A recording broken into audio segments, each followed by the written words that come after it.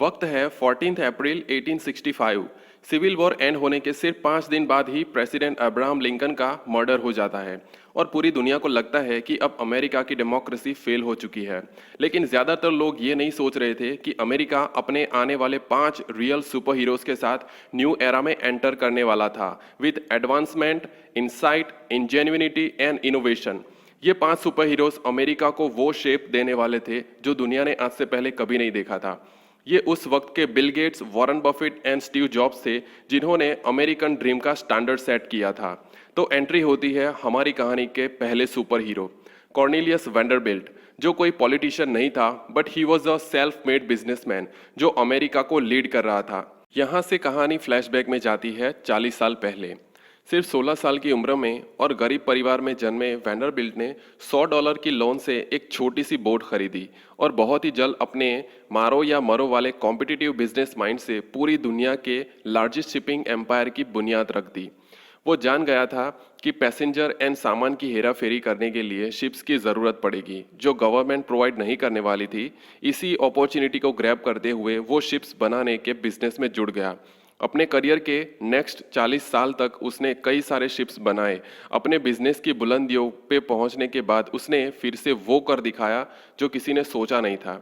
जब रेलवेज नई नई अमेरिका में एंटर हुई थी तब उसने ट्रांसपोर्टेशन के इस पावर को पहचान लिया था। वो जान गया था कि जहाज़ की जर्नी से रेलवेज की जर्नी बहुत ही फास्ट एंड सस्ती होने वाली है। इस गोल्डन अपॉर्चुनिटी को पहचानते हुए उसने अपने सभी शिप्स को बेच दिया और अपनी पूरी वेल्थ को अपने रेलवे के एम्पायर को बनाने में लगा दी। उसके इस डिसीजन ने उसे इतना रिटर्न ऑफ इन्वेस्टमेंट दिया कि सिविल वॉर के एंड होने तक वैंडरबिल्ट अमेरिका का रिचेस्ट इंसान बन चुका था, जिसकी नेटवर्थ थी $68 मिलियन, जो आज की कंपैरिजन में नेटवर्थ होती है $75 बिलियन। अब कहानी आती है प्रेजेंट में। वक्त है 1866। सिविल वॉर ने वैंडरबिल्ट को पर्सनली बहुत ही बड़ा झटका दिया था क्योंकि सिविल वॉर में उसने अपने सबसे यंग, काबिल, होनहार एंड सबसे फेवरेट सन कैप्टन जॉर्ज वॉशिंगटन वैंडरबिल्ट को खो दिया था, जो उसके रेलवे एम्पायर को चलाने के लिए इक्वली कैपेबल था। तो अपने फैमिली बिजनेस चलाने के लिए वैंडरबिल्ट अपने दूसरे बेटे विलियम, जो बिजनेस चलाने के बिल्कुल भी काबिल नहीं था, उसे ट्रेन करना स्टार्ट कर देता है। एक बार वैंडरबिल्ट विलियम को अपने कंपेटिटर से बिजनेस डील नेगोशिएट करने भेजता है। विलियम जब उनके कंपेटिटर से नेगोशिएट करने जाता है तो वो अच्छा परफॉर्म नहीं कर पाता। उसके कंपेटिटर्स कहते हैं, बेटा तुमसे ना हो पाएगा। वो सोचते हैं कि वैंडरबिल्ट तो बुढ़ा हो चुका है और बेटे को बिजनेस का बी नहीं आता। ये सोचकर मन ही मन हंसने लगते हैं और वैंडरबिल्ट को अंडर एस्टिमेट करते हैं। तब विलियम कहता है, हमारा बापू जो चाहता है वो लेके रहता है।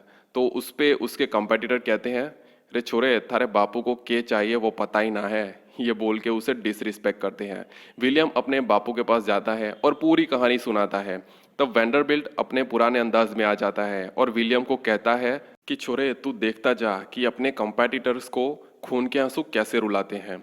उस वक्त रेल नेटवर्क 50,000 माइल्स में फैला हुआ था और न्यूयॉर्क उस वक्त का लार्जेस्ट पोर्ट हुआ करता था, जहां से कई टन कार्गो सप्लाई किया जाता था।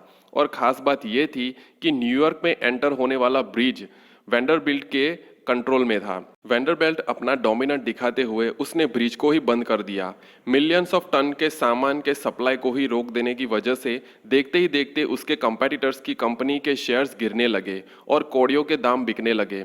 विलियम ये गुड न्यूज़ अपने बापू को जाके सुनाता है। वैंडरबिल्ट कहता है, छोरे यही सही टाइम है, सारे के सारे शेयर खरीद ले। और विलियम ऐसा ही करता है। फिर देखते ही देखते वैंडरबिल्ट अकेले यूएसए की 40% रेलवेज को ओन कर लेता है, जो एक लौता प्राइवेटली ओन्ड रेलवे का बेताज बादशाह बन जाता है, जिसके अंडर में 180,000 लोग काम करते हैं। फिर वो अपना पावर एंड डोमिनेंट कुछ इस तरह दिखाता है कि उसका सबूत आज तक न्यूयॉर्क में मौजूद है। अगर सही गेस किया है तो वो है न्यूयॉर्क का द ग्रैंड सेंट्रल। अपनी सदी का सबसे लार्जेस्ट कंस्ट्रक्शन था और कंट्री का सबसे बड़ा ट्रेन स्टेशन, जो तकरीबन 22 एकड़ में फैला हुआ था। उस वक्त वैंडरबिल्ट यूएसए का रिचेस्ट इंसान बन चुका था और वो 100% रेलवेज को ओन करना चाहता था। शायद आप सोच रहे होंगे कि ऐसा करके वो और अमीर बनना चाहता होगा, लेकिन नहीं। वैंडरबिल्ट के लिए मनी ऑब्जेक्टिव नहीं था, बल्कि उसके लिए अचीवमेंट्स एंड जीत ज़्यादा मैटर करती थी। और उसकी ये भूख उसे बहुत जल्द बड़ा झटका देने वाली थी।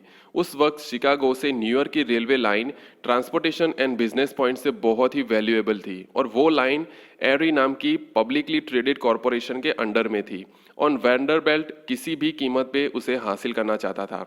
वेंडरबिल्ट के पास सबसे बड़ा एडवांटेज ये था कि उसके पास बहुत सारा पैसा था and you can imagine the importance of money in business. तो जैसे इलॉन मस्क ने ट्विटर को खरीद लिया, ठीक उसी तरह वेंडरबिल्ट अपने पैसे के पावर को इस्तेमाल करते हुए एरी के शेयर्स अपने एजेंट्स के थ्रू खरीदना स्टार्ट कर देता है। गोल्ड एंड फिश उस वक्त के मेहता ब्रदर्स की तरह थे जो एरी में एज अ मिडल मैनेजमेंट का काम करते थे। ये दोनों वेंडरबिल्ट की एरी के शेयर्स को खरीदने की चाल को जान गए थे। गोल्ड एंड फिस्क ने एरी के बेसमेंट में ही फर्जी शेयर्स को प्रिंट करना स्टार्ट कर दिया और उसे वेंडरबिल्ट को बेचने लगे।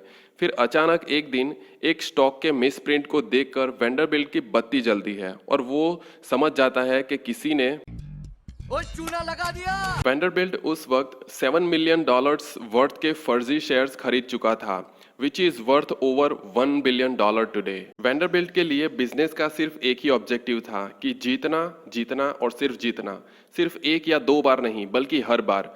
वेंडरबिल्ट जान गया था कि रेल ट्रैक्स कुछ ज्यादा ही बना दिए गए हैं, तो फ्यूचर ये नहीं है कि और ज्यादा रेल ट्रैक्स बनाए जाएं, बल्कि नए तरह के कार्गो की ट्रांसपोर्ट करने की अपॉर्चुनिटी को तलाश किया जाए जिससे उसकी ट्रेन्स चलती रहे। और वेंडरबिल्ट को अच्छी तरह पता था कि उसे ये अपॉर्चुनिटी कहाँ मिल सकती है। उस वक्त क्रूड ऑयल को रिफाइन करके उसमें से केरोसिन निकाला जाता था जो बहुत ही सस्ता एंड सेफ था, जिसका इस्तेमाल घरों में नाइट लैम्प जलाकर किया जाता था।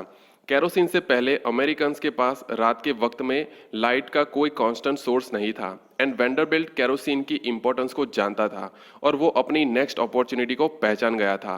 वो ये भी जान गया था कि पूरे अमेरिका में केरोसिन की डिमांड तेजी से बढ़ती जा रही है और वेंडरबिल्ट को बस एक सप्लायर की जरूरत थी जो केरोसिन की डिमांड को अपने ट्रेन के जरिए पूरा कर सके। वेंडरबिल्ट अपनी रेलवे ट्रैक्स क्लीवलैंड सिटी में डालने का प्लान करता है। रीजन बिकॉज क्लीवलैंड सिटी उस वक्त का मिडल ईस्ट था। वेंडरबिल्ट रिफाइनरी के नज़दीक ही रेलवे ट्रैक्स को डालने की इंपॉर्टेंस को जानता था। उसे बस उस इंसान की तलाश थी जो उसकी ट्रेन्स को केरोसिन से भरता रहे। और उस वक्त एंट्री होती है अमेरिका के दूसरे रियल सुपर हीरो की, जॉन डी रॉकफेलर उर्फ जेडी। इसकी कहानी शॉर्ट में समझें तो वो अपने टाइम का धीरूभाई अंबानी था और उसकी स्टैंडर्ड ऑयल कंपनी आज की रिलायंस इंडस्ट्री थी। इनकी स्टोरी को सेकंड एपिसोड में जानेंगे। कहीं ऐसा तो नहीं कि अंबानी रॉकफेलर से इंस्पायर हुए होंगे? Well, who knows. Now let's come back to the story. JD सिर्फ 27 साल की उम्र में ऑयल रिफाइनिंग बिजनेस में स्ट्रगल कर रहा था और उसकी कंपनी ऑलमोस्ट बैंकरप्ट होने ही वाली थी। तब वेंडरबिल्ट जेडी को उसके साथ बिजनेस करने के लिए न्यूयॉर्क इनवाइट करता है। इधर जेडी अपना बोरिया बिस्तर बांध कर निकलता है, लेकिन घोड़े के पैर में चोट आने की वजह से वो ट्रेन मिस कर देता है और उसका ट्रेन मिस करना लकी साबित होता है क्योंकि उस ट्रेन का एक्सीडेंट हो जाता है। जेडी बहुत ही रिलीजियस था। वो इस हादसे में बचने को गॉड का एक संदेश मानता है और वो बिलीव करता है कि गॉड ने उसे किसी खास मकसद के लिए बचाया है और इसी फेथ के साथ जेडी अपनी लाइफ में आगे बढ़ता है। उधर वेंडरबिल्ट यूएसए का रिचेस्ट एंड पावरफुल इंसान था, लेकिन वो ये नहीं जानता था कि उसका पाला किससे पड़ने वाला है। और इन दोनों की मीटिंग के साथ ही पहला एपिसोड का दी एंड होता है। सो फ्रेंड्स, आई होप कि वेंडरबिल्ट की जर्नी ने आपको इंस्पायर किया होगा to keep learning and keep going in every stage of your life. Episode कैसा लगा कमेंट करके ज़रूर बताएं और जेडी की इंस्पायरिंग स्टोरी को जानने के लिए मिलते हैं सेकंड एपिसोड में।